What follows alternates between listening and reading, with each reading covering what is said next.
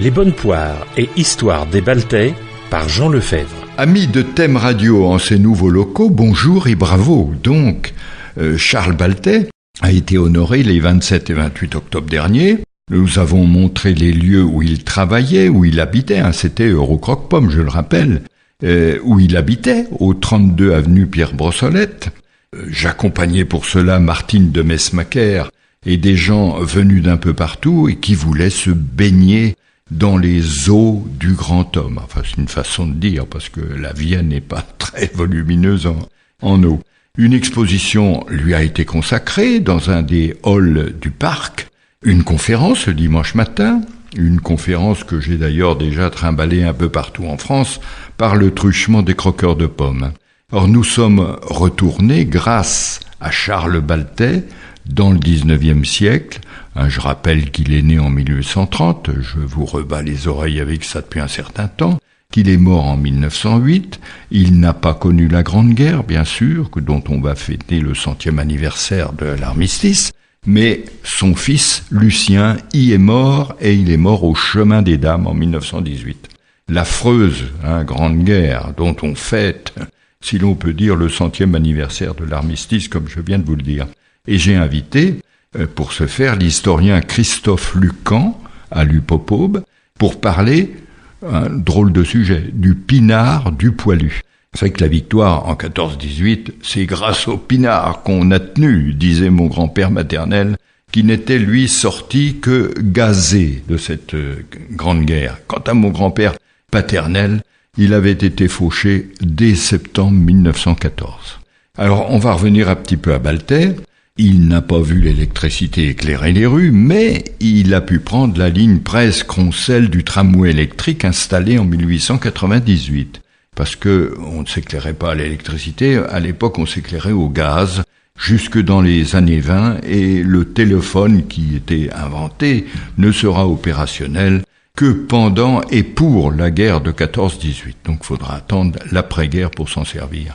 Ce début du XXe siècle porte déjà en lui tous les progrès futurs, mais aussi tous les désastres à venir, ne serait-ce que la pollution et le réchauffement climatique. Alors, on ne peut pas mettre ça sur le dos du grand horticulteur. Et vous savez, il épouse les politiques de son époque qui veulent transformer Troyes, développer l'industrie et les transports. La ville de Troyes, c'est une ville fortifiée, une ville de garnison, c'est-à-dire une ville de l'Est qui veille aux invasions qu'elle ne peut d'ailleurs jamais repousser. Et elle devient, fin 19e, une ville urbanisée, industrielle, une ville ouvrière, capitale de la bonneterie, mais aussi de la draperie, de la tannerie, de la papeterie et précédemment de la tisseranderie. Voilà comme on disait, les tisserands.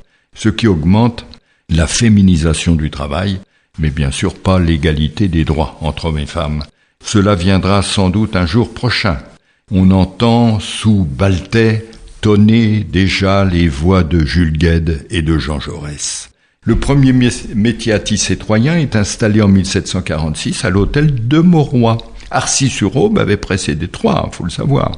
Et quand les métiers circulaires apparaissent vers 1830, 40% des habitants travaillent en bonneterie.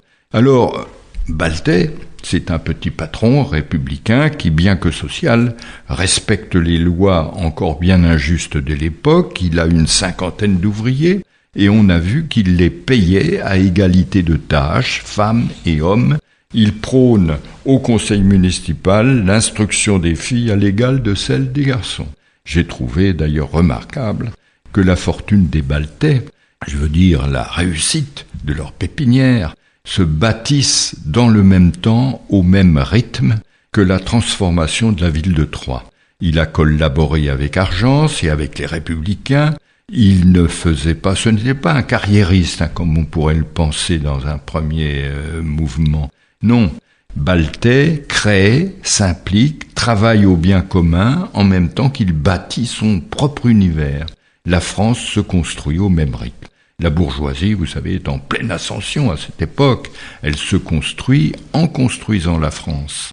La bourgeoisie, et en particulier la grande bourgeoisie, cumule ce que l'on appelle le capital social, le capital économique, le capital culturel et le capital symbolique. C'est en tout cas ce que dit l'historienne américaine Hélène Chenu, qui a travaillé sur la bonneterie auboise. Elle qualifie les bourgeois troyens de gentry. Elle dit c'est une noblesse de robe. Ils sont également en compétition économique avec l'Angleterre, qui a quelques longueurs d'avance dans le domaine technique. Cette remarque d'une historienne nous fait mieux comprendre comment Troie se développe alors dans la compétition, ce qui explique aussi l'exploitation des classes laborieuses en usine, femmes et enfants exploités ignominieusement, comme le disait un chanteur que j'aime beaucoup. À lundi ou jeudi, si le 19e siècle vous en dit.